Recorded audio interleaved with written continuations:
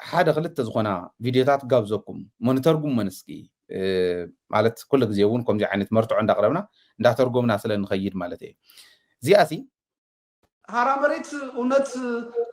يتقرأ حزب دقافي الله شو سووش تقرأ وست كفتني هنا تقاومه لا تبيلف باللبت هنيتا عفار هيدو مدراجة لمن يستفيد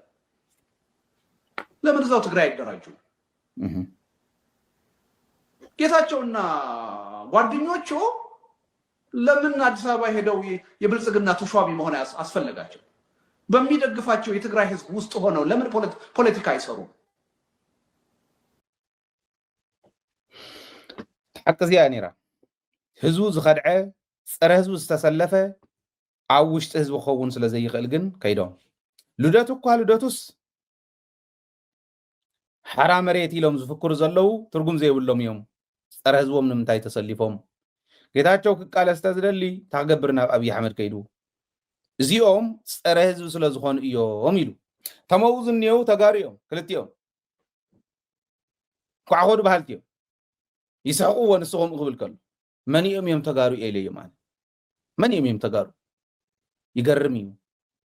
ክንደይ ይንዕቁዎም ይኾኑቶም ፀላእቲ ዝብል እምነት ኣለን እቲ ህዝቢ ኣብ መሬት ዝኒሄ ህዝቢ ግን ናይ እንድርታ ደግሞ ሕዝውን ዝገርም መልሲ ነቲ መሪሕነት ይኹን ንኻሊእ ይኹን ዘይሰግእ ምዃኑ ህዝብና ብተግባር እናተዛረበ ፀኒሑ እዩ ትግራይ ፈላሊኻ እምበር ትግራይ ብሓደ ተወዲባ ይትከኣልን ዝብል ትርጉም ንሳ ባዕላ መፅያ ዘላ ሕዚ ኣንሕና ናግዛዊ ምምሕዳር ይንቅበልን ዝበለ የለን ንሓወሓት ይንቅበልን ዝበለ የለን ንህዝቢ ትግራይ ዝመስል መድሕን ህዝቢ ትግራይ ዝኸውን ንህዝቢ ትግራይ ብማዕረ ዝርኢ መሰሉ ዝሕልወሉ መሰሉ ዝጠዋወቀሉ ሰብ ክውክል እኒሆ ኢና እሶም ሰብ እዚኦም ውክልናኦም ብሕወሓት እዩ ነይሩ ንሕወሓት ጠሊምና ኢና ካሊእ ፓርቲ ኢና ንምስርት ኢሎም ባዕሎም እዮም ከይዶም ዘለዉ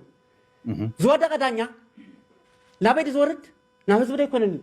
ሽፍትነት ዲ ዝኸይድ እንታይ ስለ ዝኾነ እዮም ሃዲሞም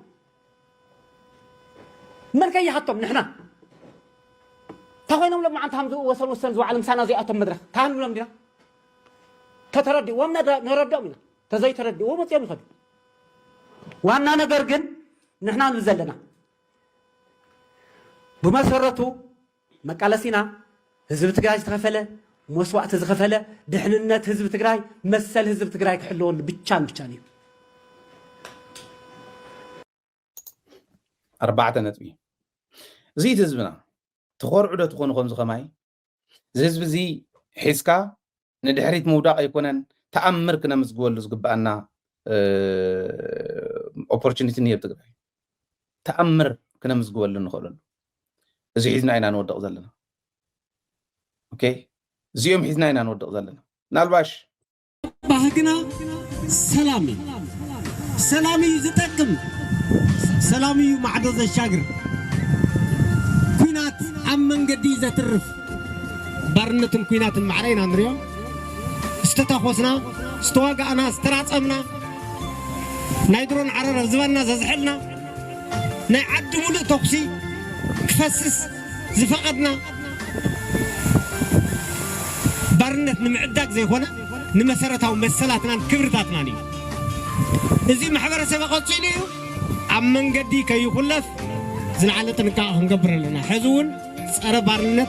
صار خوينات دوك نهللنا exactly